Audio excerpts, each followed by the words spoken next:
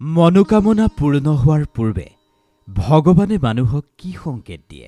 যিকোনো কিবা এটা কাৰ্য পূৰ্ণ হোৱাৰ বাবে আমি মনত যি কামনা কৰোঁ, সেই মনোকামনা আমাৰ কেতিয়া পূৰণ হ'ব আৰু সেই মনোকামনা পূৰ্ণ হোৱাৰ পূৰ্বে আমি কেনেকুৱা ধৰণৰ সংকেত লাভ কৰিম, সেই সকলোবোৰ জানিব পাৰিব আজিৰ আমাৰ এই ভিডিঅ'টোত।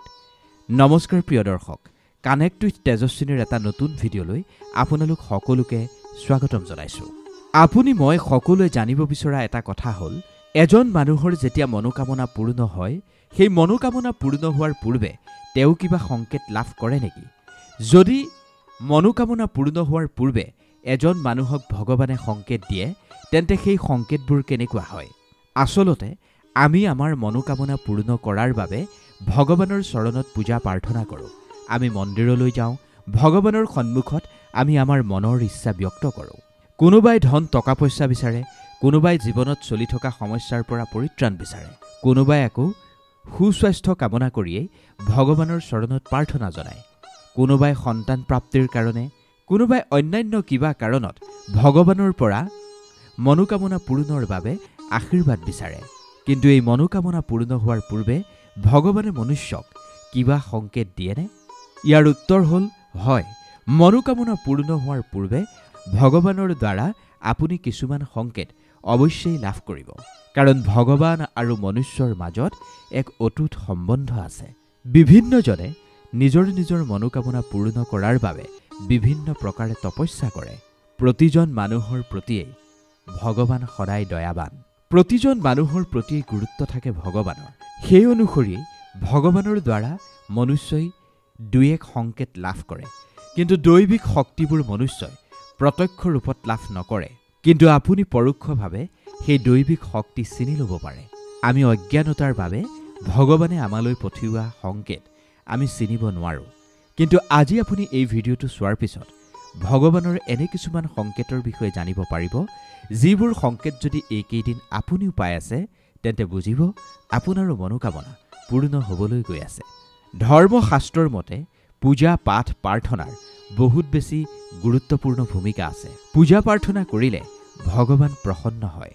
আমাৰ জীৱনটোত এক পজিটিভ শক্তিয়ে বিৰাজমান কৰে, সুখ সমৃদ্ধি আহে আমাৰ জীৱনলৈ। দৈবিক শক্তিবোৰক আপুনি প্ৰত্যক্ষ ৰূপত দেখা নাপায় যদিও আপুনি এইটো কথা অস্বীকাৰ কৰিব নোৱাৰে, সেই দৈবিক শক্তিয়ে কিবা নহয় কিবা ৰূপত আমাক নিশ্চয় সহায় কৰে বা আমাৰ লগত নিশ্চয় থাকেই। জ্যোতিষশাস্ত্ৰৰ মতে ভগৱান আপোনাৰ লগত থকাটো বা ভগৱানে আপোনাৰ প্ৰাৰ্থনা শুনাৰ এই কথাবোৰৰ কেইটামান সংকেত নিশ্চিত ৰূপত থাকেই। মই পূৰ্বেই কৈছোঁ, ধৰ্মীয় শাস্ত্ৰই পূজা প্ৰাৰ্থনাৰ গুৰুত্বৰ বিষয়ে উল্লেখ কৰিছে। এই সংসাৰত সকলো মানুহেই কেতিয়াও ভাল কাৰ্য নকৰে। দুই শ্ৰেণীৰ মানুহ থাকে। এক শ্ৰেণীৰ মানুহে ভাল কাম কৰে, এক শ্ৰেণীৰ মানুহে বেয়া কাম কৰে, আৰু নিজা নিজা ষ্টাইলত তেওঁলোকে জীৱন যাপন কৰে। কিন্তু আপোনাৰ পূজা পাঠ সফল হৈছে নে নাই, সেয়া আপুনি কেনেকৈ জানিব? ভগৱানে আপোনাৰ পূজা প্ৰাৰ্থনা স্বীকাৰ কৰিছে নে নাই, সেয়া আপুনি কেনেকৈ জানিব? এনে কিছুমান সংকেত আছে যিবোৰৰ দ্বাৰা আপোনাৰ পূজা প্ৰাৰ্থনা ভগৱানে স্বীকাৰ কৰিছে নে নাই, সেয়া আপুনি জানিব পাৰিব।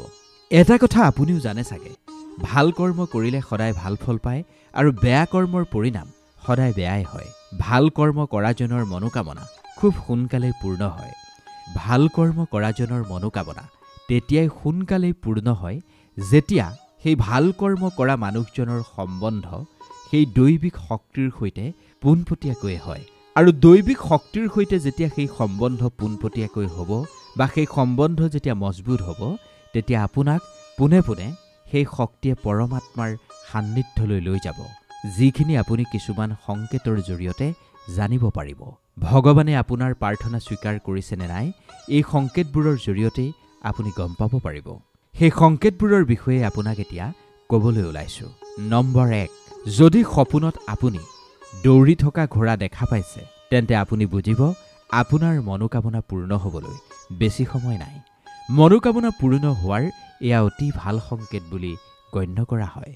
স্বপ্নশাস্ত্ৰৰ মতে দৌৰি থকা ঘোঁৰা সপোনত দেখিলে জীৱনৰ প্ৰগতি হয়, জীৱনৰ উন্নতি হয়। জীৱনৰ প্ৰগতিৰ প্ৰতীক এই দৌৰি থকা ঘোঁৰা। বহুতেই বিশ্বাস কৰে সপোনত দৌৰি থকা ঘোঁৰা দেখিলে হাতলৈ ধন আহে। এই সপোন প্ৰগতি আৰু সফলতাৰ সংকেত।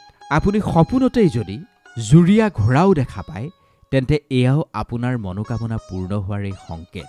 2 নম্বৰ, আপুনি ক'ৰবালৈ যাত্ৰা কৰিছে। যাত্ৰা পথত যদি আপুনি এজাক বান্দৰ দেখিছে তেন্তে তাৰ অৰ্থও হ'ল আপোনাৰ মনোকামনা শীঘ্ৰেই পূৰণ হ'ব। বান্দৰক হনুমানৰ প্ৰতীক বুলি গণ্য কৰা হয়। কেতিয়াবা এনেকুৱা হয় আমি ঘৰৰ পৰা বাহিৰলৈ ওলোৱাৰ সময়ত এনে কিছুমান বস্তু দেখা পাওঁ যিখিনি আমাৰ কাৰণে শুভ আৰু অশুভ দুয়োটাই হয়। যদি আপুনি ঘৰৰ পৰা ওলোৱাৰ সময়ত বান্দৰে হাঁহি থকা দেখা পাইছে তেন্তে ইয়াৰ অৰ্থ হৈছে আপুনি সকলো ধৰণৰ ভৌতিক সুখ লাভ কৰিবলৈ গৈ আছে। সেই সময়ত আপোনাৰ জীৱনত যি সংকট চলি আছে সেই সংকট সোনকালেই দূৰ হ'ব। 3 নম্বৰ, যদি আপুনি আপোনাৰ মনোকামনা পূৰ্ণ কৰাৰ কাৰণে প্ৰয়াস কৰিছে তেন্তে আপুনি প্ৰতিদিনেই পুৱা প্ৰথমখন ৰুটি গাইক সোঁহাতেৰে অৰ্পণ কৰিব। গাইক ৰুটি খুওৱাটো এক প্ৰাচীন ভাৰতীয় পৰম্পৰা। ধাৰ্মিক আৰু সাংস্কৃতিক দিশৰ পৰা এয়া অতি গুৰুত্বপূৰ্ণ বুলি গণ্য কৰা হয়। গাইক ৰুটি খুওৱাৰ সময়ত আপোনাৰ মনোকামনা মনতেই 3 বাৰ উচ্চাৰণ কৰক। তেনেকুৱা কৰিলে আপোনাৰ সকলো ধৰণৰ মনোকামনা পূৰ্ণ হ'ব আৰু মনোকামনা পূৰ্ণ হোৱাৰ পূৰ্বে আপুনি সংকেতো লাভ কৰিব। গাইক ৰুটি খুওৱাটো যজ্ঞ আৰু দানৰ সমান বুলিয়েই বিশ্বাস কৰা হয়। গাইক ৰুটি খুৱালে মা লক্ষ্মী প্ৰসন্ন হয়। 4 নম্বৰ, যদি আপুনি মন্দিৰত বা আপোনাৰ পূজাঘৰত পুৱাই পুৱাই সোনকালেই প্ৰাৰ্থনা কৰে তেন্তে আপোনাৰ মনোকামনা পূৰ্ণ হোৱাৰ চান্স বহুত বেছি হয়। কাৰণ সেই ব্ৰহ্ম মুহূৰ্তৰ সময়খিনি খুবেই গুৰুত্বপূৰ্ণ। বিশ্বাস কৰা হয় ব্ৰহ্ম মুহূৰ্তত দেৱী দেৱতা বহুত বেছি সক্ৰিয় ৰূপত থাকে। আপুনি যদি পুৱা 4 বজাৰ পৰা 5 বজাৰ ভিতৰত নিজৰ মন্দিৰ বা পূজাঘৰত পূজা প্ৰাৰ্থনা কৰি আপোনাৰ মনোকামনা ব্যক্ত কৰে তেন্তে আপোনাৰ মনোকামনা পূৰ্ণ হোৱাৰ সম্ভাৱনা বহুত বেছি থাকে। যেতিয়া আপুনি ৰাতিপুৱাই 4 বজাত ভগৱানৰ কাষলৈ যাব আৰু ভগৱানৰ সৈতে আপুনি সংযোগ স্থাপন কৰিব, আপোনাৰ মনত বিৰাজমান হৈ থকা সকলো কথা পোনপটীয়াকৈ আপুনি ভগৱানৰ ওচৰলৈ পঠিয়াব পাৰিব। ভগৱানৰ চৰণলৈ গৈ আপুনি ভগৱানক কেৱল প্ৰাৰ্থনা কৰক, হে ভগৱান, আজিলৈকে তোমাৰ স্বৰূপ মই অনুভৱ কৰিব পৰা নাই। সেইবাবেই মই কামনা কৰিছোঁ তুমি তোমাৰ স্বৰূপ মোক দৰ্শন কৰোৱা। মোৰ যি ভুল হৈছে সেই ভুলৰ কাৰণে তুমি মোক ক্ষমা কৰা। তুমি য'তেই আছা ক্ষন্তেকৰ বাবে হ'লেও তুমি মোক দৰ্শন দিয়া। আপুনি য'তেই নাথাকক, যি মন্দিৰলৈ নাযাওক, এনেদৰে কৈ ভগৱানৰ দৰ্শন কামনা কৰক।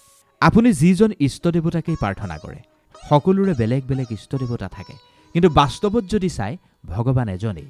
সেইবাবেই ভগৱানৰ সৈতে সংযোগ স্থাপন কৰি আপুনি আপোনাৰ মনোকামনা ব্যক্ত কৰিলে সোনকালেই আপোনাৰ মনোকামনা পূৰ্ণ হোৱাৰ সম্ভাৱনা থাকে। 5 নম্বৰ, গাখীৰ গৰম কৰি থকাৰ সময়ত গাখীৰখিনি পৰি যোৱাটো ভাল সংকেত নে বেয়া সংকেত? বহুতেই ক'ব পাকঘৰত গাখীৰ গৰম কৰি থ'লে যদি পাহৰা যায় গাখীৰখিনি মাটিত পৰি যোৱাটো এটা সামান্য ঘটনা। কিন্তু এই ঘটনাটোকেই বহুতেই শুভ অশুভ সংকেতৰ সৈতে জড়িত কৰা হয়। গাখীৰ গৰম কৰি থকাৰ সময়ত যদি গাখীৰখিনি উতলি মাটিত পৰি যায় তেন্তে এয়া কিন্তু একেবাৰেই ভাল নহয়।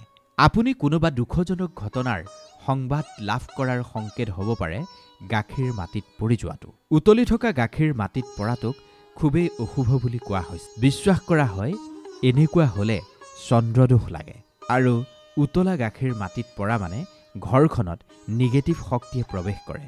ঘৰখনত বিভিন্ন ধৰণৰ অথন্তৰ হ'ব পাৰে।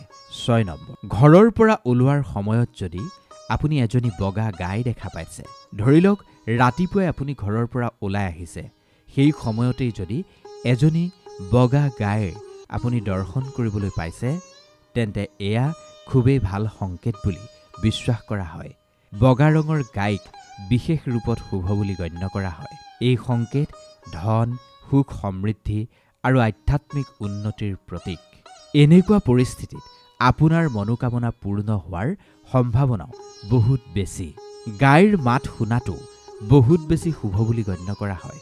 বিশেষকৈ যদি আপুনি ৰাতিপুৱাৰ সময়ত গাইৰ মাত শুনিছে তেন্তে এয়াও বহুত বেছি শুভ। নম্বৰ 7, মনোকামনা পূৰণৰ কাৰণে কিছুমান উপায়ো আছে। যদি আপোনাৰ কোনো মনোকামনা পূৰ্ণ হোৱা নাই তেন্তে আপুনি এনে কিছুমান উপায় কৰিব পাৰে যিবোৰৰ জৰিয়তে আপোনাৰ মনোকামনা সোনকালেই পূৰ্ণ হ'ব। তাৰ কাৰণে 11টা আহঁত পাত ছিঙি আনি তাত আপোনাৰ মনোকামনা লিখি তাত সেন্দুৰ চন্দন ব্যৱহাৰ কৰি হনুমান মন্দিৰলৈ গৈ ভগৱান হনুমানৰ চৰণত সেয়া সমৰ্পণ কৰি দিয়ক। এনেকুৱা কৰিলে মনোকামনা সোনকালেই পূৰ্ণ হয় বুলি গভীৰভাৱে বিশ্বাস কৰা হয়। যদি আপুনি প্ৰতিদিনে ৰাতি শোৱাৰ সময়ত আপোনাৰ শীতানত তামৰ পাত্ৰত শুদ্ধ জল বা গংগা জল ভৰাই ৰাখে আৰু ৰাতিপুৱাই সেই পানীখিনি যদি আপুনি আপোনাৰ ঘৰৰ মূল দুৱাৰমুখত বা ঘৰৰ চোতালত ছটিয়াই বা আপোনাৰ ঘৰৰ চৌহদত থকা তুলসীজোপাৰ গুৰিত যদি আপুনি ঢালি দিয়ে আৰু এই কাৰ্য যদি আপুনি ধাৰাবাহিকভাৱে 21 দিন কৰে তেন্তে তেতিয়াও আপোনাৰ মনোকামনা সোনকালেই পূৰ্ণ হ'ব পাৰে বুলি বিশ্বাস কৰা হয়। 8 নম্বৰ, যদি আপুনি ৰাতিপুৱাৰ সময়ছোৱাত অৰ্থাৎ ব্ৰহ্ম মুহূৰ্তৰ সময়ছোৱাত কোনোবা মন্দিৰ দেখে বা সেই মন্দিৰলৈ যোৱা আপুনি দেখে তেন্তে এয়াও আপোনাৰ মনোকামনা পূৰ্ণ হোৱাৰেই এক সংকেত। ইয়াৰ অৰ্থ হ'ল আহিব লগা সময়খিনিত আপুনি সফলতা লাভ কৰিব, সুখ সমৃদ্ধি আহিব আপোনাৰ জীৱনলৈ আৰু আপুনি কিবা শুভ সংবাদ লাভ কৰিব পাৰে। এই সপোনে আপোনাৰ আধ্যাত্মিক জিজ্ঞাসা ঈশ্বৰৰ সৈতে সংপৃক্ত কৰে। সপোনত মন্দিৰ দেখাৰ পিছত আপোনাৰ জীৱনত কিছুমান পজিটিভ পৰিৱৰ্তন হ'ব পাৰে, যেনে ধৰক নতুন চাকৰি, নতুন জীৱনসংগী আপুনি লাভ কৰিব পাৰে। আপুনি যি মনোকামনাৰ কাৰণে ঈশ্বৰক প্ৰতিদিনে প্ৰাৰ্থনা কৰি আছে সেই মনোকামনা পূৰ্ণ হোৱাৰ সংকেতো মন্দিৰ সপোনত দেখাটোৱে নিশ্চিত কৰে।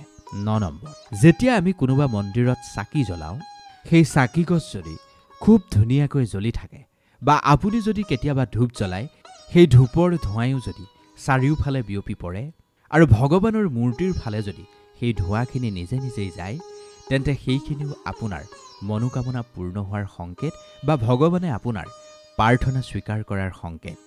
যদি আপুনি কিবা কামত ৰাতিপুৱা ঘৰৰ পৰা ওলাই গৈছে আৰু কোনোবাই খালী বাল্টি লৈ আপোনাৰ সন্মুখলৈ আহিছে তেন্তে শাস্ত্ৰৰ মতে এয়া একেবাৰেই শুভ নহয়। যদি আপুনি তেনেকুৱা দৃশ্য দেখা পাইছে, ঘৰৰ পৰা ওলাই যোৱাৰ সময়ত যদি আপুনি খালী বাল্টি দেখা পাইছে, কিছু সময় আপুনি ঘৰতেই ৰৈ যোৱা উচিত, কাৰণ এয়া একেবাৰেই শুভ সংকেত নহয়। এই সংকেতবোৰেই আপোনাৰ জীৱনত এক নতুন মাত্ৰা প্ৰদান কৰিব। আপুনি সাধাৰণ বুলি ভবা এই সংকেতবোৰৰ গুৰুত্ব আপোনাৰ জীৱনত অপৰিসীম। যদি এনে কিছুমান সংকেত আপুনি লাভ কৰিছে তেন্তে এই সংকেতবোৰ আপুনি ওলাই নকৰিব। এনে সংকেত লাভ কৰাৰ পিছত আপুনি বেছিকৈ ভগৱানক মন লগাই পূজা প্ৰাৰ্থনা কৰক, ভগৱানক ধন্যবাদ দিয়ক। আজি আপুনি যি পাইছে এই সকলোবোৰ ভগৱানৰেই দান, ভগৱানৰ পৰাই পাইছে। গতিকে ভগৱানক মন লগাই প্ৰাৰ্থনা কৰক যাতে সংকেত লাভৰ পিছত আপুনি বেছি দিন অপেক্ষা কৰিব লগা নহয় মনোকামনা পূৰ্ণ হোৱাৰ কাৰণে। আমি ভগৱানক প্ৰাৰ্থনা কৰিম তেওঁ যেন আপোনাৰ মনোকামনা সোনকালেই পূৰ্ণ কৰে। ভিডিঅ'টো কেনে পালে জনাব। যদি ভাল লাগিল অনুগ্ৰহ কৰি আপোনজনৰ মাজত বিলাই দিব আৰু আমাৰ চেনেল ছাবস্ক্ৰাইব কৰি ল'বলৈ নাপাহৰিব। ধন্যবাদ।